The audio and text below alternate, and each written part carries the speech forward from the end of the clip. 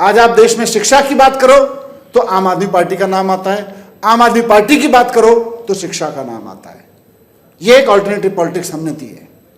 तो इसी को आगे बढ़ाते हुए आप सब लोग जो खास तौर से स्टूडेंट लीडरशिप के हमारे लोग हैं वो एएसएपी को उसी दिशा में लेके जाएंगे।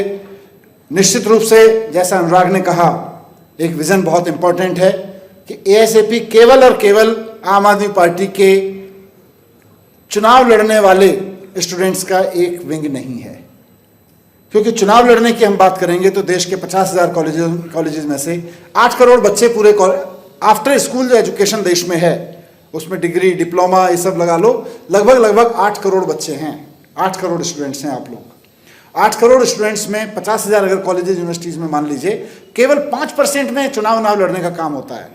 वो तो लड़ेंगे ही, उसको नकारेंगे नहीं।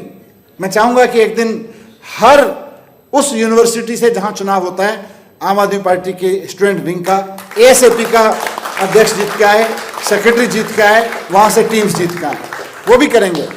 लेकिन जहाँ चुनाव लड़ेंगे और जहाँ चुनाव नहीं भी होता है वहाँ भी हम अल्टरनेटिव पॉलिटिक्स की बात करेंगे और ख़ास तौर से एजुकेशन रिफॉर्म की बात करेंगे।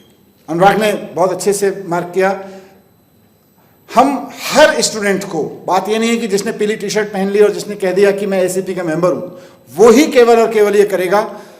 8 करोड़ स्टूडेंट्स को, वैसे तो पूरे देश में अगर स्कूल और कॉलेज के लगा के देखेंगे तो 31 करोड़ स्टूडेंट्स हैं, पर 8 करोड़ खासतौर से कॉलेज वाले स्टूडेंट्स को, हायर एजुकेशन वाले स्टूडेंट्स को, 8 करोड़ स्टूडेंट्स को सोसाइटी के साथ सीधे कनेक्ट करना है, देश के साथ सीधे कनेक्ट करना है, एक एक के अंदर कूट कूट के देशभक्ति की भावना भरनी है। ये एएसएपी का काम है, ये काम आपके ऊपर है। आम आदमी पार्टी की पूरी लीडरशिप आपको इस रूप में देखेगी कि ये हमारा वो विंग है जो 8 करोड़ स्टूडेंट्स के बीच देशभक्ति की भावना, उनको देशभक्ति के काम में लगाने का काम करेगा। ये नंबर 2।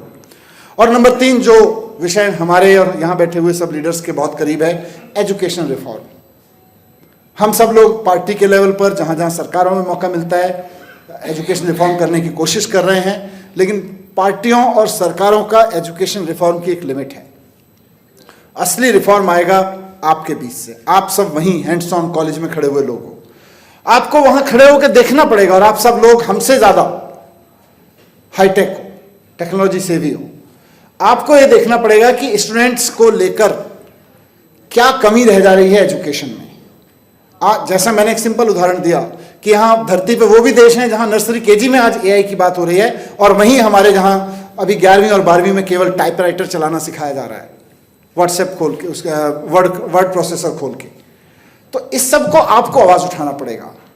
आज नई एज का मैथमेटिक्स, नई एज की साइंस, नई एज की सोशल साइंस, नई एज के यूनिवर्सिटीज़ में लैंग्वेज पढ़ाने के क्या तौर तरीके दुनिया में अपने जा रहे हैं। आज बॉस्टन की किसी यूनिवर्सिटी में मैथमेटिक्स कैसे पढ़ाया जा रहा है, वो हमारी दिल्ली यूनिवर्सिटी में क्यों नहीं पढ़ाया जाना चाहिए, वो छत्तीसगढ़ की किसी यूनिवर्सिटी में क्यों नहीं पढ़ाया जाना चाहिए। वो जो रिसर्च वहाँ पे किसी कैलिफोर्निया यूनिवर्सिटी में हुई है, जापान की किसी यूनिवर्सिटी में हुई है पढ़ाने के नए तौर तरीकों पे, कंप्यूटर साइंस को पढ़ाने के नए तौर तरीकों पे, वो गुजरात की यूनिवर्सिटी में और पंजाब की यूनिवर्सिटी में क्यों नहीं पढ़ाया जाना चाहिए। ये आवाज़ आपसे उठ के आनी चाहिए। मैं चाहूँगा कि वो आपके बीच से उठ के आए, वो आप उठ के आएगी, फिर आम आदमी पार्टी भी फोर्स होगी, कांग्रेस और बीजेपी, अकाली वकाली सब फोर्स होंगे कि वो भी उसकी बात करेंगे। आप इस देश में एजुकेशन रिफॉर्म की पॉलिटिक्स करेंगे। एजुकेशन रिफॉर्म क्या चाहिए वो कॉलेज का खड़ा हुआ लड़का लड़की बताएगा क्या चाहिए हमें। आज अगर अमेरिका अपने बच्चों को इस स्टाइल में पढ़ा सकता है, यूएस इस स्टाइल में पढ़ा सकता है, उस टेक्नोलॉजी का यूज करते हुए हम क्यों नहीं पढ़ा सकते हैं। इस पर आपको बात रखने की जरूरत पड़ेगी। तो एजुकेशन रिफॉर्म का चेहरा बनेंगे, एजुकेशन रिफॉर्म का ब्रेन बनेंगे, एजुकेशन रिफॉर्म की आवाज़ बनेंगे। मैं ये उम्मीद करता हूँ बहुत ज़रूरतें हैं और इस देश के 31 करोड़ स्टूडेंट्स को रिप्रेजेंट करेंगे आप, और 140 करोड़ लोग, और जिस दिन आप ये सब करने लगेंगे आप यकीन मानिए इस देश के 140 करोड़ लोग आपकी तरफ उम्मीद से देखेंगे, आपके ऊपर भरोसे से देखेंगे। इसलिए एएसएपी लॉन्च कर रहे हैं। सिर्फ इसलिए नहीं कि हम एक पार्टी हैं, एक स्टूडेंट विंग होना चाहिए, सिर्फ इसलिए नहीं कि बाकी पार्टियों के विंग चुनाव लड़ते हैं हमें चुनाव लड़ना चाहिए, नहीं, बिल्कुल नहीं। ऑल्टरनेटिव पॉलिटिक्स करनी है, अभी तक की है, आगे भी करेंगे। स्टूडेंट विंग में भी यही होना चाहिए। बहुत बहुत शुभकामनाएं सभी स्टूडेंट्स को जो इसके फ्लैग बेरर बनने वाले हैं, और वो पूरी टीम जो इसकी ब्रेनस्टॉर्मिंग करके यहाँ खड़ी हुई है, इसको यहाँ तक लेके आई है, उसको भी बहुत बहुत बधाई देना चाहता हूँ। Thank you very much.